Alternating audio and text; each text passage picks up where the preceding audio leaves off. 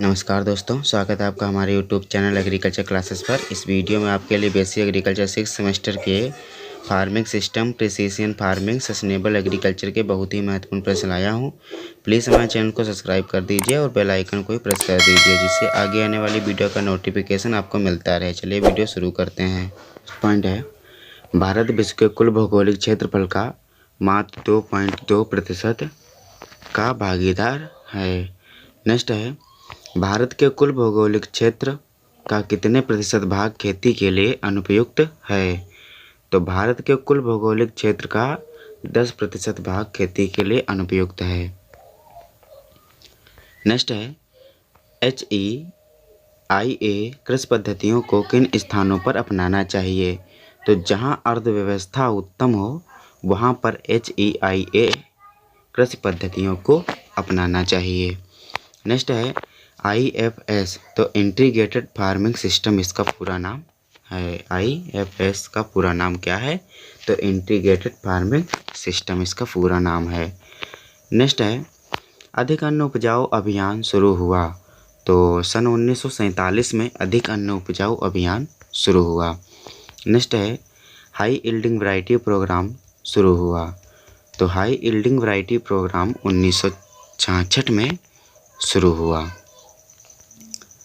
Next है, सन 1950 में कृषि का कुल GDP में योगदान था। तो सन 1950 में कृषि का कुल GDP में योगदान 52% था। नेक्स्ट है, उत्पाद और विश्व में भारत का कौन सा स्थान है? तो पशुधन, चाय, नारियल, फूल गोभी, जूट, आम, मसाले, काजू, केला, तिल, सिंचाई, दुग्ध उत्पादन, दलहनों के अंतर्गत क्षेत्रफल, इन सभी में भारत का विश्व में प्रथम स्थान है। और चावल, गेहूं, अरंडी, मूंगफली, राई, सरसों, फल उत्पादन, सब्जी उत्पादन, बकरी उत्पादन, शुद्ध कृषित क्षेत्रफल, इन सभी में दूसरा स्थान है भारत का। नेक्स्ट है, खाद्यान्न उत्पादन। खाद्यान्न उत्पादन और कपास उत्पादन में भारत का तीसरा स्थान है। नेक्स्ट है, मोटे अनाज। तो मोटे अनाज में भारत का चौथा स्थान है। अंडा उत्पादन में अपने भारत का 5वां स्थान है। और नीली क्रांति संबंधित है। तो मत्स्य एवं जलीय जीव उत्पाद से नीली क्रांति संबंधित है। गोल्डन क्रांति, तो गोल्डन क्रांति फल उत्पादन से संबंधित है। और सिल्वर रजत क्रांति अंडा उत्पादन से संबंधित है। नेक्स्ट है, एग्रोक्लाइमेटिक रीजनल फार्मिंग जोन किस वर्ष बनाए गए? तो एग्रोक्लाइमेटिक रीजनल फार्मिंग जोन 1989 में बनाए गए। नेक्स्ट है, पश्चिमी हिमालय की मृदा आमतौर पर सिल्टी दोमट तथा भूक्षरण के प्रति संवेदनशील होती है। नेक्स्ट है, पूर्वी हिमालय मंडल मृदा कटाव के प्रति संवेदनशील मंडल है और इस मंडल के तलहटी क्षेत्रों में बाढ़ की संभावना रहती है। नेक्स्ट पॉइंट है, मध्य गंगेय मैदानी मंडल। तो कुल भौगोलिक क्षेत्रफल 160 लाख हेक्टेयर, कृषि क्षेत्रफल का सिंचित क्षेत्रफल 45%, शस्य सघनता 145% और वार्षिक वर्षा 160 सेंटीमीटर है। नेक्स्ट है, ऊपरी गंगेय मैदानी क्षेत्र में यूपी के 63 जिले आते हैं। नेक्स्ट पॉइंट है, दूर गंगेय मैदानी क्षेत्र की फसल सघनता 195% होती है। नेक्स्ट है, दूर गंगेय मैदानी क्षेत्र का कितने प्रतिशत भाग सिंचित है? तो 85% भाग सिंचित है। नेक्स्ट है, भूमिगत जल का सर्वाधिक दोहन किस क्षेत्र में होता है? तो भूमिगत जल का सर्वाधिक दोहन दूर गंगेय मैदानी क्षेत्र में होता है। नेक्स्ट है, पूर्वी पठार और पहाड़ी मंडल की मृदा का औसतन ढलान है। तो 1 से 10% इसका ढलान होता है। नेक्स्ट है, दक्षिणी पठार और पहाड़ी मंडल के 80% क्षेत्र पर वर्षाधीन खेती की जाती है। तो पहाड़ी पठार और पहाड़ी मंडल के 80% क्षेत्र पर वर्षाहीन खेती की जाती है। नेक्स्ट है जलोढ़ मृदाएँ पाई जाती हैं। तो पूर्वी तटीय मैदान और पहाड़ी क्षेत्रों में जलोढ़ मृदाएँ पाई जाती हैं। नेक्स्ट है झूम खेती पर रोक लगाना किस जोन के क्षेत्र में किया जाता है? तो जोन सेकेंड के अंतर्गत किया जाता है। नेक्स्ट है किस मंडल जोन में माइक्रो इरिगेशन पर जोर दिया जा रहा है? तो जोन थर्ड में माइक्रो इरिगेशन पर जोर दिया जा रहा है। नेक्स्ट क्वेश्चन है किस जोन में मछली पालन को प्राथमिकता दी जाती है? तो जोन 4 में मछली पालन को प्राथमिकता दी जा रही है। नेक्स्ट है किस जोन क्षेत्र में फल तथा सब्जी वाली फसलों के वैज्ञानिक कृषि पर जोर दिया जाता है? तो जोन 5 के अंतर्गत दिया जाता है। नेक्स्ट है किस मंडल का अधिकांश क्षेत्र रेनफेड है? तो जोन 8 का अधिकांश क्षेत्र रेनफेड है। अगला प्रश्न है किस मंडल क्षेत्र में ड्रिप तथा बौछारी सिंचाई को बढ़ावा दिया जाता है? तो जोन 9 के अंतर्गत दिया जाता है। नेक्स्ट है किस मंडल क्षेत्र में चावल और मूंगफली उत्पादन पर विशेष बल दिया जाता है? तो जोन 11 के अंतर्गत दिया जाता है। नेक्स्ट है विशिष्ट कृषि से तात्पर्य है?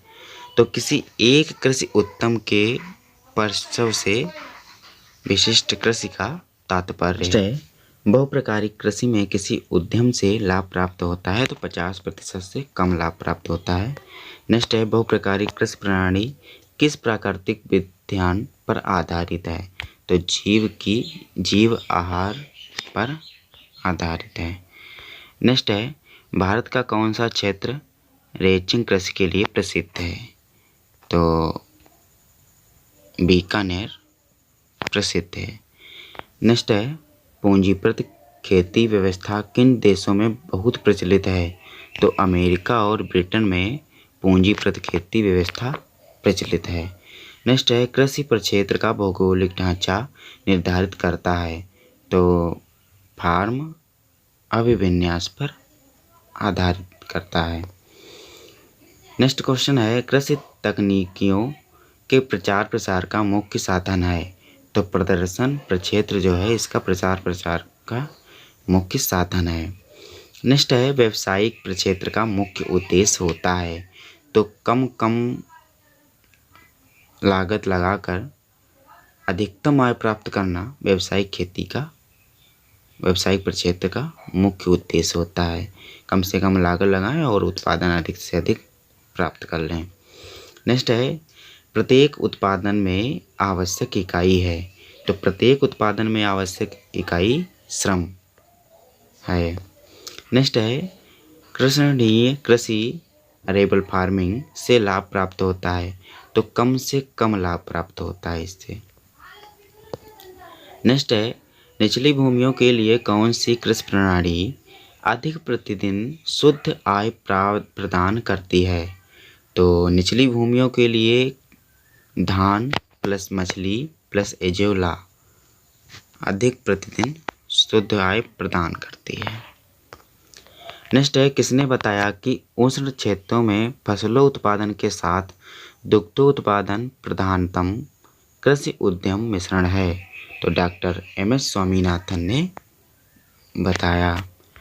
नेक्स्ट है भारतीय भैंस की सर्वाधिक दूध उत्पादन वाली नस्ल जाफराबादी जो 1400 से 3000 लीटर दूध देती है। नेक्स्ट है गाय भैंस के लिए कितने मीटर स्क्वायर की आवश्यकता होती है? तो 12 से 15 मीटर स्क्वायर की आवश्यकता होती है। नेक्स्ट है गायों में दुग्धावस्था होती है? तो 9 महीने से 10 महीने की गायों में दुग्धावस्था होती है। नेक्स्ट है गाय में एक ब्यात से दूसरे ब्यात का औसतन अंतराल होता है? तो 16 से 18 महीने का होता है।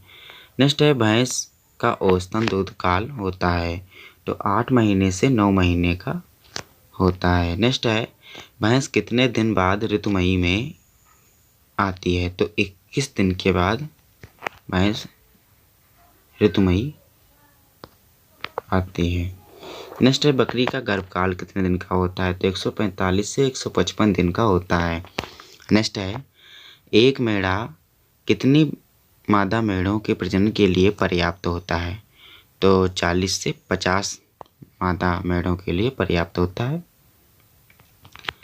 नेक्स्ट है भेड़ का ऋतुकाल है, तो 1 से 3 दिन का भेड़ का ऋतुकाल होता है और भेड़ का गर्भकाल 142 से 152 दिन का होता है। सुअर के मांस को पोर्क कहा जाता है। नेक्स्ट क्वेश्चन है एक सुअर के लिए औसतन कितने स्थान की आवश्यकता होती है, तो 2.7 मीटर स्क्वायर की आवश्यकता होती है और सुअर का प्रजनन काल 114 दिन का होता है। सुअर के झुंड में नर व मादा का अनुपात 1:15 है। नेक्स्ट है मुर्गियों में बाड़ा से कौन सी गैस निकलती है, तो NH3 अमोनिया गैस निकलती है। नेक्स्ट है एपिस सेरेना इंडिका द्वारा शहद प्राप्त होता है, तो 12 से 15 किलोग्राम प्रति वर्ष एक बार में 1 से 2 किलोग्राम प्राप्त होता है।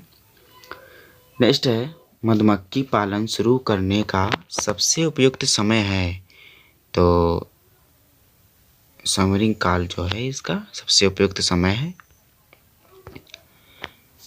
नेक्स्ट है 100 ग्राम शहद से कितनी ऊर्जा प्राप्त होती है, तो 350 कैलोरी ऊर्जा शहद से। नेक्स्ट है मछली पालन पर आधारित कृषि प्रणाली है, तो विविध कृत कृषि प्रणाली जो है मछली पालन पर आधारित कृषि प्रणाली है। नेक्स्ट है धान की एकल कृषि की तुलना में धान मछली प्रणाली में कितने प्रतिशत अधिक लाभ प्राप्त होता है, तो 20% अधिक लाभ प्राप्त होता है।